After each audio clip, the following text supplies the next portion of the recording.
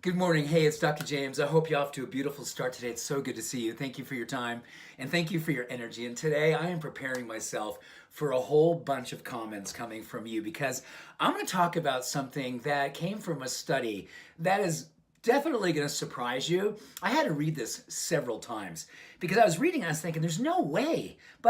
And then it made sense to me. And then I was super happy to think that, wow, universities like Oxford and Yale spent time to figure out whether or not money makes us more happy or does exercise make us more happy. Now, it's amazing, right? Because you mean so many people go, I don't know, I don't like exercise, or yeah, you know what, after exercise, I always feel a little bit better. Well, get this. Those universities got together and figured out that when people had their basic needs met, so they could pay for their house or their rent, they could pay for their car, they could pay for their groceries. So all those needs were met. So they had all those things covered with enough money.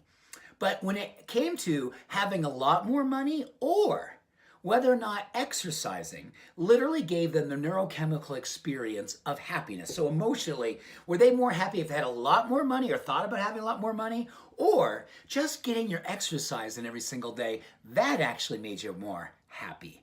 Now, it's hard for me not to give us away. I mean, I already have given away, but yes, Oxford and Yale determined that when people exercise every single day, their level of happiness is a whole lot greater and sustainable and more, solid, because it's coming from within. It's an intrinsic motivator, intrinsic creator of happiness.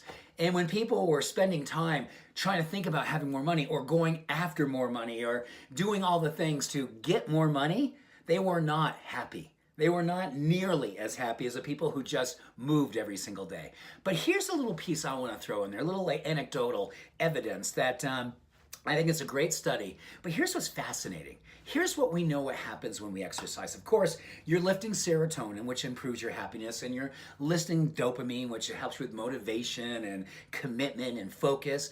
But here's also very interesting. When you move your body, when you do interval training, you're doing yoga, any kind of movement, you're also building a protein in your brain called brain-derived neurotrophic factor. Sometimes it's called BDNF. And what BDNF does, it literally builds your brain. I mean, it really actually makes your brain bigger. And in particular, that protein actually aids in creativity and actually helps you to grow more brilliance.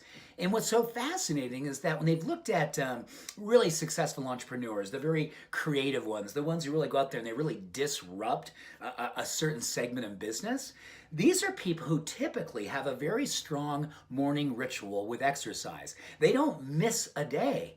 And I can tell you over the last, since I was 15, I've barely missed a day. And I haven't always had the best exercise, but I've always known, because of my dyslexia, because of my predisposition to addiction when I was a younger person, exercise helped me to navigate. And as an entrepreneur, oh my gosh, it has been the most important time of my morning. And I'll carry a pad sometimes, or I'll write something down in the middle of yoga and I'll say, oh my gosh, that's a great idea. Or I'll get off my Peloton and immediately run over and text into myself and say, don't forget this. Because during BDNF expression, your genius is growing and your brilliance is growing, your ideas, your mind's like an idea factory, and you don't have any filter. It's just awesome.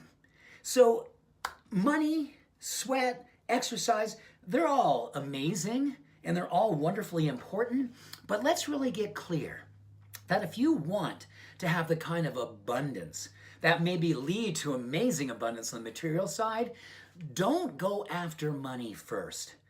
Go after the movement that allows you to maybe create money as a side effect, but more importantly, that brings first and foremost joy, happiness, peace, a sense of well-being. In these times of mental, emotional challenges and well-being, what a beautiful medicine to know that money is secondary to taking self-care as a primary. So with that, much love, every blessing. Have an awesome day. Bye for now.